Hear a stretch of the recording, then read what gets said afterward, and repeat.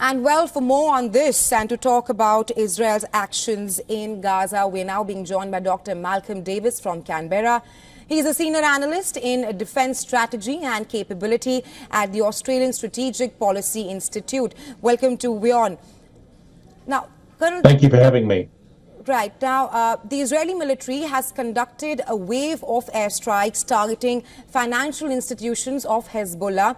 Do you see this as a last such hit on Hezbollah by Israel? Because according to latest reports, Israel has given the US a document with conditions to end the war in Lebanon. Your assessment on the latest strikes by Israel on Hezbollah's financial institutions? Well, look, I think that it's an axiom of warfare that if you don't have money, you don't have military power.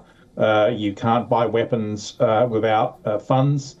You can't plan for defense capabilities without having resources to fund those capabilities. So it makes sense for the Israelis to hit those financial centers to effectively defund Hezbollah and remove their ability to recover in the future. And that is what the goal of Israel is at the moment, is to not only destroy Hezbollah, but also prevent it from returning in 2 or 3 years' time. So this is clearly what these strikes are about.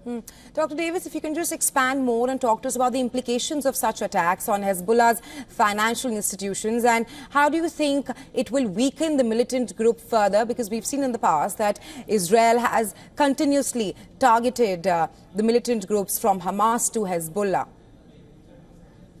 Yeah, sure. I mean, well, look, obviously Hezbollah is already pretty weakened. I mean, they've taken out the leadership with Nasrallah and a number of the people that stepped up to follow in Nasrallah's footsteps. The pager and the walkie-talkie attacks that began the whole operation in Lebanon took out a lot of the mid-level leadership.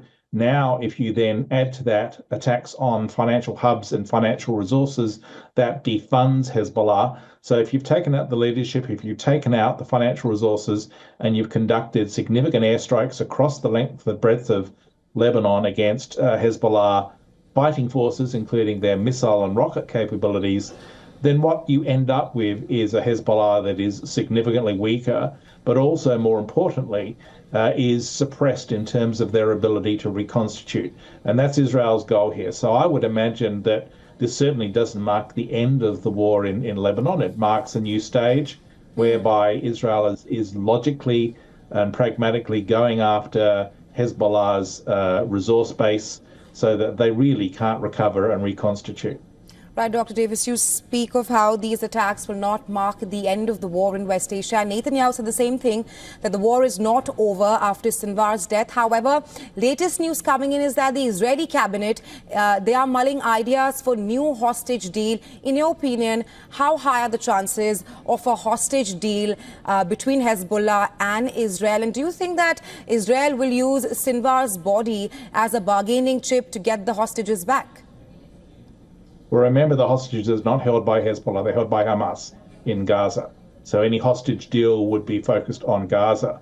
And I think that after the death of Sinwar, once again, Hamas is probably leadership. It's struggling to find someone to fill Sinwar's position. And so there's an opportunity there to exploit that political disruption to try and sit down with the representatives of Hamas to hammer out some sort of deal whereby it gives them an off-ramp and says, now is the time for Hamas to back down, to accept the fact that they have lost, and Israel put in conditions whereby that allows them then to prevent Hamas from reconstituting in the same way they seek to prevent Hezbollah from reconstituting in the north. Right, Dr. Davis, thank you for joining us on WION with the insights on this. Thank you.